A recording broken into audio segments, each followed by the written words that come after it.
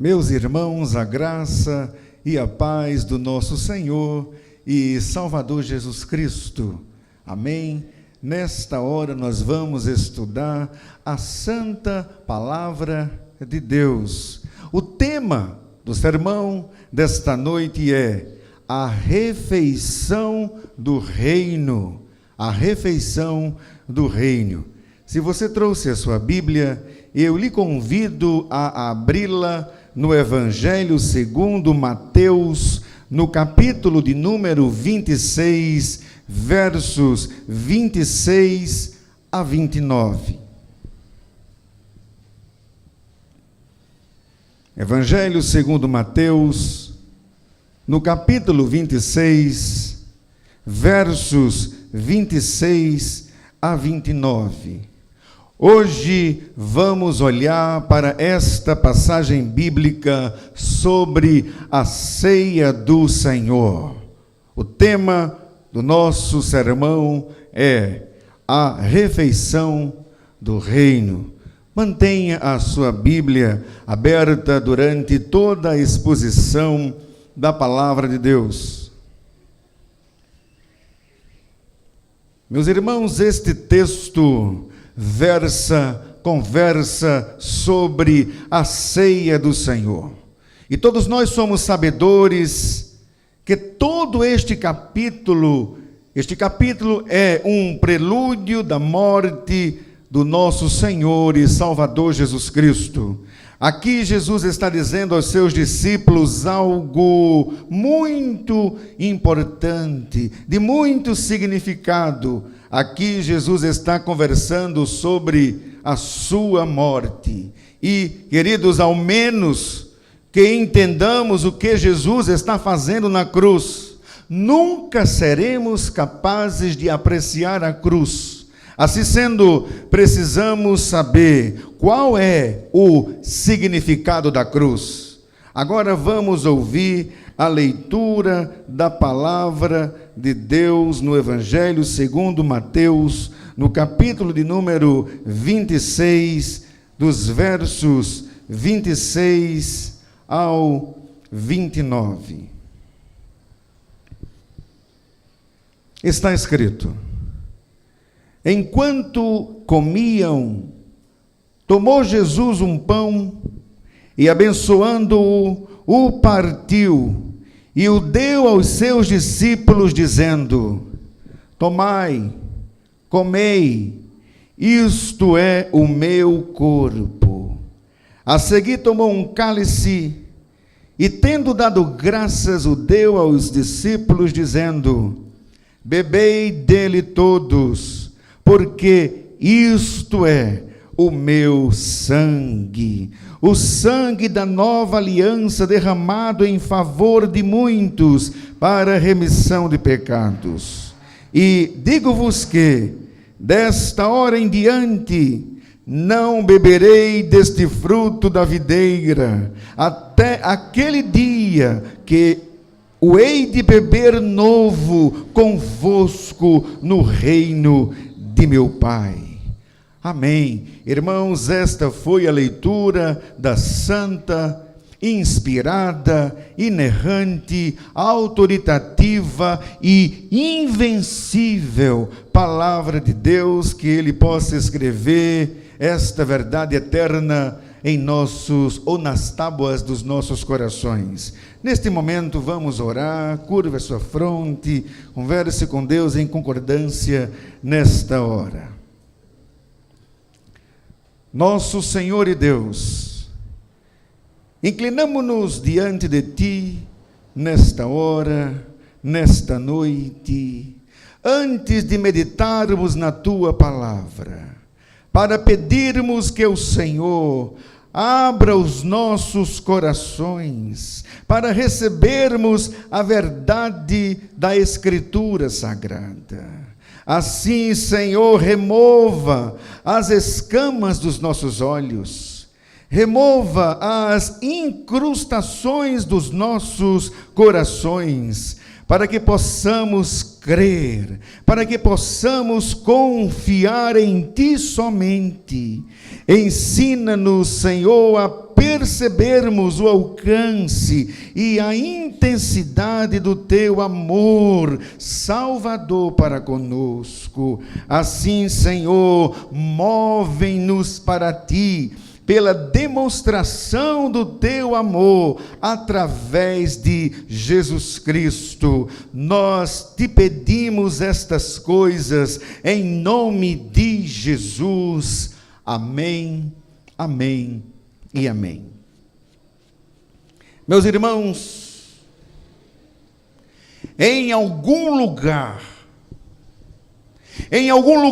dentro dos muros de Jerusalém, Jesus estava naquela ocasião instituindo a ceia do Senhor. Mais precisamente, ele estava perto do monte do templo, ou seja, Jesus e os seus discípulos estavam perto do Monte das Oliveiras, possivelmente no espaçoso cenário mobiliado e pronto, e isto no olhar, e isto no dizer de Marcos. Sabe, essa informação é muito valiosa, porque o Monte do Templo, o Monte das Oliveiras, foi o cenário de muitos eventos significativos na história da redenção.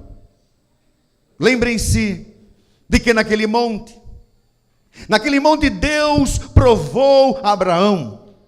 Deus provou Abraão, disse Deus: Abraão, toma o teu filho, toma o teu único filho Isaque, a quem amas. Toma o teu único filho, a quem amas, e vai à terra de Moriá. Vai à terra de Moriá. Oferece-o ali em holocausto sobre um dos montes que eu te mostrarei. Irmãos, em algum lugar, na noite de sua traição, a poucos metros do lugar do templo de Salomão, onde Salomão havia erguido o templo, a poucos metros do lugar onde o rei Davi tinha erguido um altar de ação de graças na eira de Araruna, o Jebuseu, e onde Isaque tinha sido substituído pelo cordeiro. Irmãos, próximo ao monte do templo, o Senhor Jesus Cristo estava instituindo a ceia do Senhor. Portanto, queridos, lembrem-se do lugar de onde Jesus estava falando. Lembrem-se do tempo que ele estava ensinando.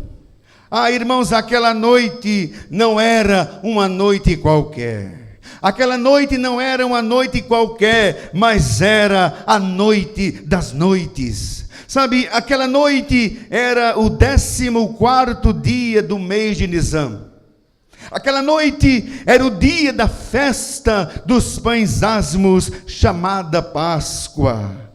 Meus irmãos, por cerca de 1500 anos, o povo de Deus se reunia naquela mesma noite para celebrar a libertação de Israel do Egito.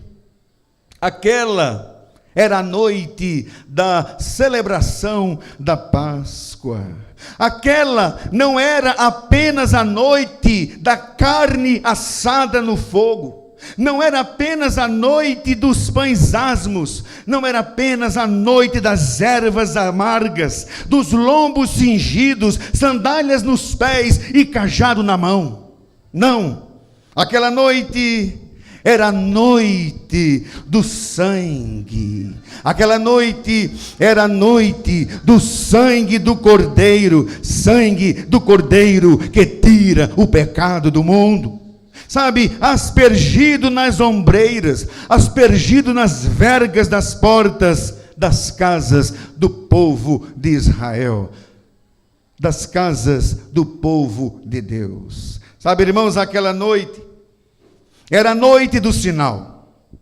Sinal era a noite da vida para o povo de Israel. Era a noite da vida para o povo de Deus, mas era a noite da morte para o povo do Egito.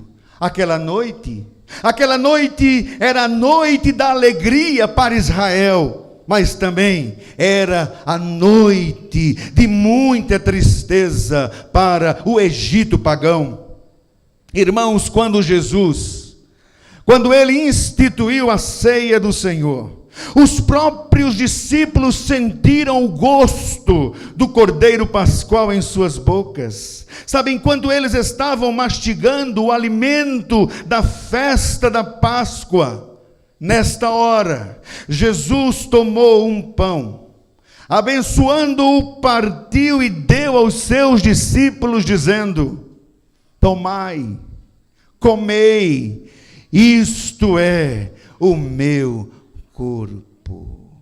A seguir diz o texto bíblico que Jesus tomou um cálice e, tendo dado graças, o deu aos seus discípulos, dizendo: bebei dele todos, porque isto é o meu sangue.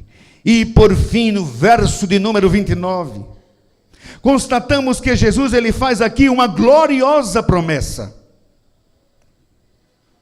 E é uma promessa, irmãos, que cada cristão, é uma promessa que cada cristão deve levar para o coração. Você deve levar a promessa do versículo 29 para o seu coração e deleitar-se nesta promessa. Assim sendo, eu quero olhar com vocês para estas coisas nesta noite. A primeira coisa que eu quero ver com vocês nesta noite é o estabelecimento da ceia do Senhor e o significado do pão.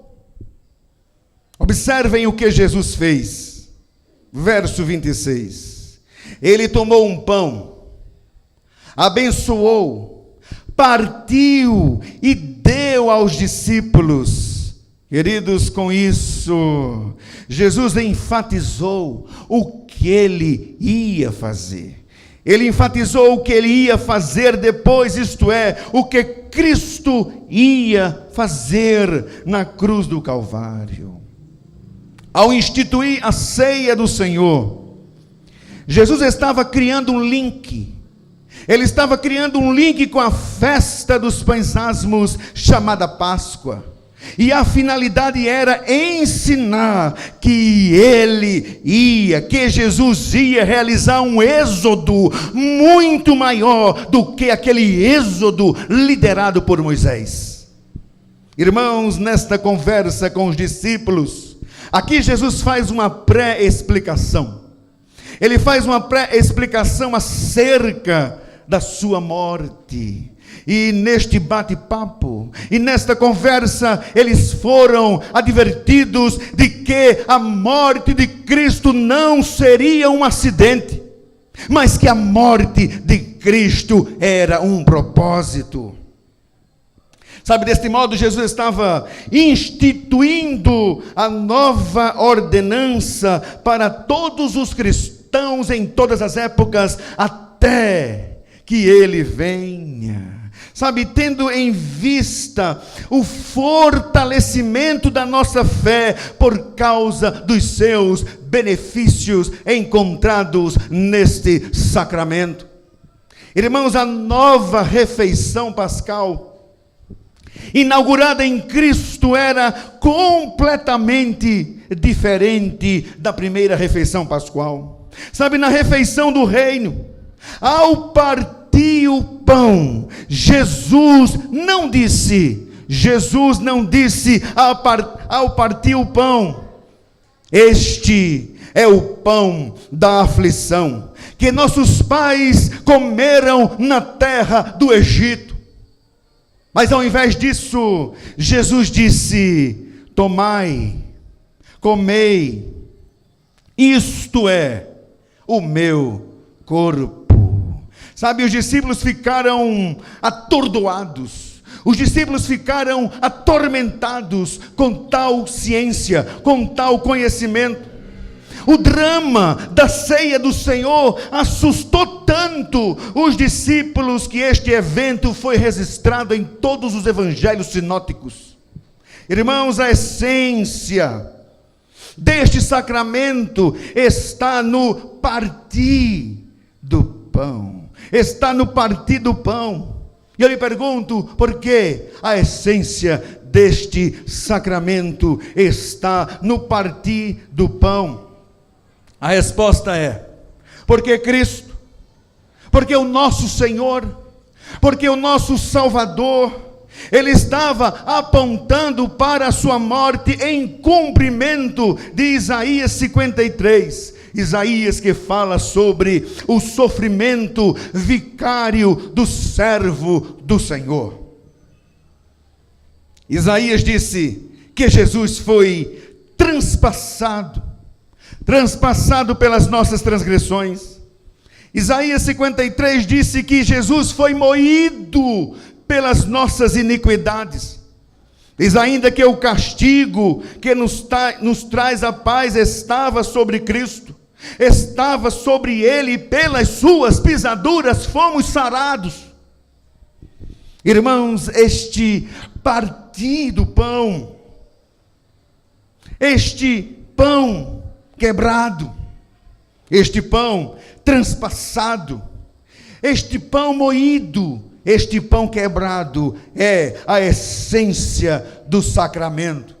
É a essência do sacramento, pois a alma de Cristo foi oferecida como oferta pelo pecado, e isto afirmaria a redenção dos eleitos.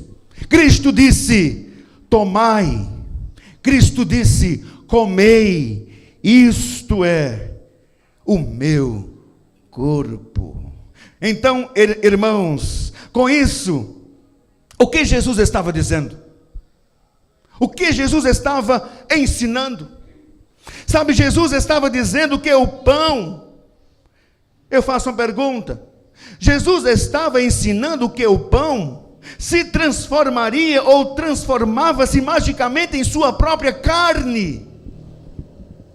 Não, irmãos, não é isso o ensino de Cristo. Jesus estava dizendo que esse pão tão somente representava o corpo de Cristo. Então, em outras palavras, Jesus disse: tomai. Jesus disse: comei. Isto simboliza, isto representa o meu corpo. Ou seja, este pão é o símbolo do meu corpo. Este pão é o símbolo do corpo de Cristo que é dado por vós. Irmãos, Cristo é a oferta perfeita pelos nossos pecados. Sabe, aqui ele também está chamando a atenção dos discípulos para o destino do pão. Ele disse, no verso de número 26, tomai, comei. Aqui Jesus está fazendo o link com o Evangelho de João. Jesus disse: quem comer a minha carne e beber o meu sangue tem a vida eterna. Aleluia. Aqui Cristo falou sobre comer a sua carne. Aqui Cristo falou sobre beber o seu sangue. Então, o que essa linguagem significa? Essa linguagem significa a linguagem simbólica da fé. Aleluia. Fé, irmãos, é participar espiritualmente do corpo de Cristo. Fé é beber espiritualmente o sangue de Cristo. Assim sendo, Cristo é alimento, assim Cristo é nutrição espiritual para as nossas almas famintas, para as nossas almas sedentas de Deus. Sabe, irmãos, sem esse alimento, sem essa nutrição espiritual, a gente morre. Então, coma. Então, beba de Cristo para não morrer espiritualmente. Jesus disse em João 5:55: A minha carne é verdadeira comida, e o meu sangue é verdadeira bebida. Thomas Watson, em seu livro A Ceia do Senhor, Thomas Watson, ele disse que o maná foi um vívido tipo e emblema do corpo de Cristo. O maná era doce, assim como Cristo. O maná era doce, o maná era como semente de coentro branco, e seu sabor como bolos de mel. Ah, que delícia! Era um alimento, diz, delicioso. Por isso foi chamado de comida dos anjos, por sua excelência. Assim, Cristo, o maná sacramental, é doce às almas dos crentes. Seu fruto é doce ao meu paladar. Sabe, irmãos, tudo em Cristo é doce. Seu nome é doce, Jesus Cristo. Seu nome é doce, suas virtudes são doces. Este maná adoça até as águas de mar, adoça até as águas amargas. Bernardo, ele disse em latim: Corpus Christi aegris medicina. Bernardo disse: o corpo de Cristo é medicina para os doentes. Louvado seja o nome do Senhor.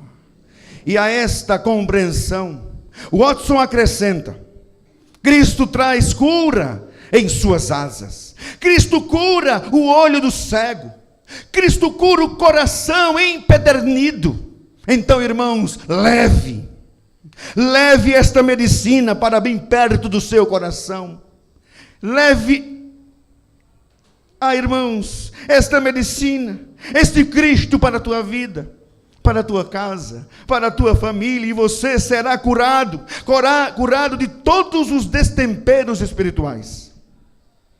Em súmula, irmãos, isto é a real interpretação do corpo de Cristo na refeição do reino. É a realidade da obra consumada de Cristo na cruz do Calvário. Sabe, é a mesa que aponta para a obra. É a mesa que aponta para o trabalho de Cristo em nosso favor. Assim, queridos, ele nos ensina nesse sacramento a confiarmos nele. Aleluia. Confie nesse Cristo doce. Louvado seja o nome do Senhor. Versos 27 e 28, nós lemos que Cristo tomou um cálice e, tendo dado graças, o deu aos seus discípulos, dizendo: bebei dele todos, porque isto é o meu sangue, o sangue da nova aliança, derramado em favor de muitos para remissão de pecados. Irmãos, Cristo tomou o cálice. Ele tomou o cálice. Cristo exortou os seus discípulos a beber deste fruto da videira, enfatizando a unidade dos crentes em Cristo. Assim, queridos, com base nestas palavras, Jesus estabeleceu a nova aliança, comprando com o seu sangue o pecado, comprando com o seu sangue o perdão dos pecados de muitos. Verso de número 28. Note que no relato de Lucas, Jesus disse: este é o cálice da nova aliança no meu sangue, derramado em favor de vós. E no relato de Paulo, Jesus disse: este cálice é a nova aliança no meu sangue. Então, queridos, ao dizer isso, Jesus estava fazendo um link da sua morte com Êxodo 24:8, que diz: então tomou Moisés aquele sangue e os aspergiu sobre o povo e disse: eis aqui o sangue da aliança que o Senhor fez convosco a respeito de todas estas palavras. Êxodo 24, versículo 8. Irmãos, nesta passagem bíblica, nós vemos a aliança instituída por Deus entre Deus e o seu povo após os dias do Êxodo. Sabe, na ocasião Moisés aqui estava ensinando que o povo de Israel uniu-se a Deus por meio da aspersão do sangue da aliança, que simbolizava a purificação dos pecados. E é notável aqui saber que Êxodo 24:8 é salvo-conduto para Mateus 26:8, no dizer de Cristo, quando Cristo disse: isto é o meu sangue, o sangue da nova aliança, verso de número 28. Irmãos, na antiga aliança, os holocaustos e sacrifícios pacíficos eram realizados com sangues de novilhos. Na nova aliança é por meio do único sacrifício perfeito, através do sangue de Cristo na cruz do Calvário. Aleluia! Assim, irmãos, o sangue dos novilhos, o sangue dos touros, o sangue das cabras servia apenas como sombras para o sangue do Cordeiro de Deus, que tira o pecado do mundo. Sabe, o sangue de animais não perdoa pecados. O sangue de animais não perdoa pecados, mas o sangue de Cristo sim. O sangue de Cristo perdoa pecados. O sangue da nova aliança perdoa pecados. E pecados perdoados por Cristo são pecados perdoados literalmente. O Senhor disse: pois perdoarei as suas iniquidades, e dos seus pecados jamais me lembrarei. Jeremias 31, 34. Eu quero voltar para Thomas Watson. Thomas Watson disse ainda que o sangue de Cristo é um sangue reconciliador. Disse ainda que o sangue de Cristo é um sangue vivificante, que o sangue de Cristo é um sangue purificador, é um sangue que enternece, é um sangue que refrigera, é um sangue que conforta, é um sangue que conquista os céus. Aí, irmãos, no item, o sangue de Cristo é um sangue doce e que conforta. Watson disse que Cristo é bom contra o desvanecimento. Cristo é bom contra o desvanecimento. O sangue de Cristo é melhor do que o vinho, ainda que o vinho alegre o coração. Muitas pessoas bebem o vinho para alegrar o coração. E ele diz, irmãos, que o sangue de Cristo é melhor do que o vinho que alegra o coração de um homem que está bem. Hoje eu estou bem, vou tomar um vinho para alegrar-me. O sangue de Cristo é melhor do que este vinho. Irmãos, o sangue de Cristo é melhor. Porque, irmãos, o vinho não alegra o coração de pedra.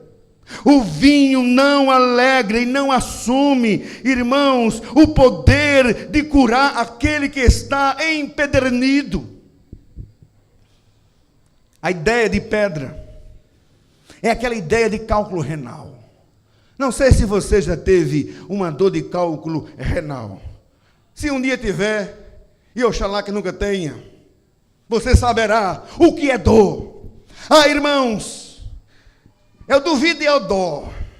Você com a crise biliar, uma crise de cálculo renal, vai tomar um vinho para ficar feliz? Vai? Não vai. É momento de dor, é momento de desespero, é momento de sofrimento. Mas o Watson disse que mesmo em momento de dor, mesmo em momento de crise, mesmo em momento de sofrimento, o sangue de Cristo tem o poder de trazer alegria ao teu coração. Tem o poder de fazer aquilo que o vinho não pode fazer por você. Cristo pode, porque Cristo é a essência da felicidade. Então beba Cristo. Beba Cristo. E deixe as coisas do mundo para o mundo. Irmãos, Cristo é a nossa verdadeira alegria.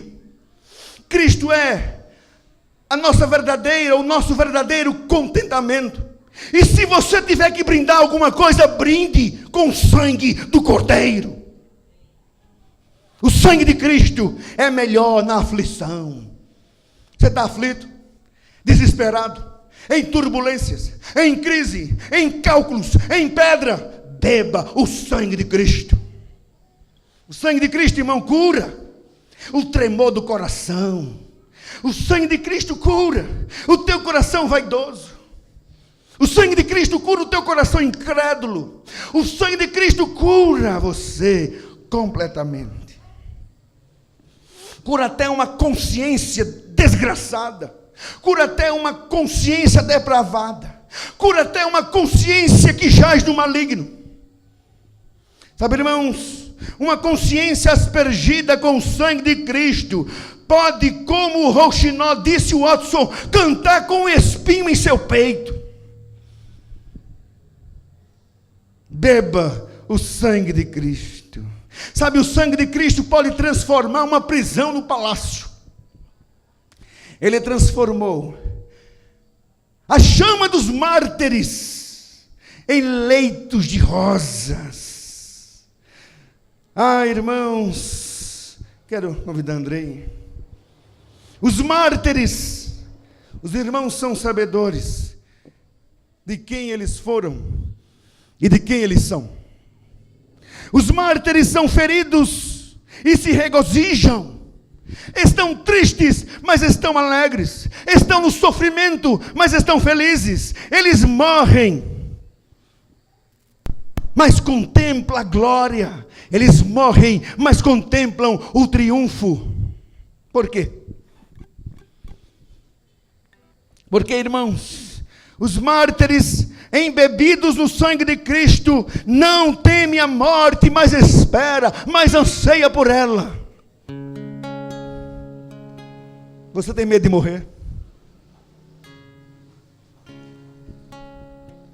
Confie no sangue de Cristo, porque você tem um endereço eterno para morar com Ele nas mansões celestiais em Cristo Jesus. Irmãos, o sacrifício de Cristo ministra alegria. O sacrifício de Cristo ministra conforto no momento de dor, no momento de morte. Como disse certa vez um homem santo em seu leito mortuário, ele estava para morrer. Mandaram chamar um cardeal. E quando o cardeal chegou, aquele homem que estava no leito mortuário, olhando para o cardeal, disse: nenhum cardeal se compara ao sangue de Cristo. Nenhuma palavra se compara à presença de Cristo na minha vida. Então se prepare para se encontrar fisicamente com este Cristo na glória ou nas nuvens. Sabe, irmãos, eu quero concluir este sermão olhando para o verso de número 29. Isto é o verso da gloriosa promessa. Como disse, este verso é uma promessa que cada cristão deve levar para o coração. E você traz o verso 29 para o seu coração e deleita-se nesta verdade. Jesus disse: eu não beberei deste fruto da videira, até aquele dia em que eu hei de beber novo convosco no reino de meu Pai. Neste verso, Jesus ele faz aqui uma promessa incrível, ele faz uma promessa extraordinária, ele faz uma promessa surpreendente. Sabe, estas palavras aqui serviram como bálsamo para fortalecer a esperança dos discípulos para a glória vindoura, para a glória do porvir. Irmãos, os discípulos estavam prestes a experimentar uma provação nunca vista. Por pouco, a morte da esperança, num espaço de apenas 3 dias. No entanto, eles precisavam confiar nas palavras de Cristo. De outra maneira, Cristo diria para os seus discípulos, de outra maneira, Cristo diria para mim e para você, nesta noite o seguinte: não se desespere. Você confia em Cristo? Não se desespere. Você tem fé verdadeira, genuína em Cristo? Não se desespere. Não perca a cabeça. Não perca o sono. Não se atemorize. Confie no Senhor de todo o teu coração. Sabe qual é a promessa de Cristo gloriosa no texto? A promessa é, diz Cristo: igreja, eu vou voltar. Eu vou voltar. Eu vou voltar, e quando voltar, nós iremos celebrar a ceia do Senhor no reino de Deus. Ou seja, nós iremos comer, nós iremos beber a refeição do reino na glória. Irmãos, estes versos são preciosíssimos para nós. O nosso Salvador, o nosso Senhor, Ele nos conhece como ninguém. Quais são os segredos do teu coração? Aqueles segredos que nem a tua esposa sabe, ou vice-versa. Quais são os segredos do teu coração? Irmãos, Cristo conhece perfeitamente você, porque Ele te esquadrinha. Cristo conhece os segredos, irmãos, dos nossos corações. Mas mesmo assim, por causa do sangue de Cristo, Ele irá sentar conosco. Ele levantará aquele cálice e novamente dirá: missão cumprida. Missão cumprida, aleluia, louvado seja o nome do Senhor. Confie em Cristo, confie no sangue, no corpo de Cristo, porque o pão simboliza o corpo, porque o vinho simboliza o sangue. O corpo, o sangue, do sacrifício perfeito, da oferta perfeita, do sumo sacerdote perfeito. O curioso, ele era ao mesmo tempo, o sumo sacerdote perfeito e a oferta perfeita. Aleluia. Ele era aquele cordeiro que substituiu Isaac. Aquele cordeiro apontava para Cristo. E ele se entregou no madeiro pelos seus eleitos, pelo seu povo, garantindo a nossa redenção através da adoção, garantindo, irmãos, a nossa reconciliação com Deus, porque nós éramos inimigos de Deus. Mas através de Cristo, Cristo nos aproximou de Deus, porque o homem é incapaz de se aproximar de Deus. É Deus quem se aproxima de nós. E quando Deus se aproxima de nós, Deus muda a nossa história. A Bíblia diz que Ele tabernacula conosco. Hoje somos casa de Deus,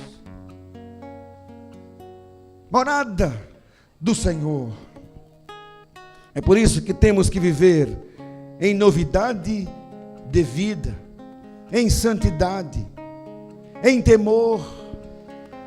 É por isso que devemos estudar a Santa Palavra e viver de acordo com a Escritura. E confiar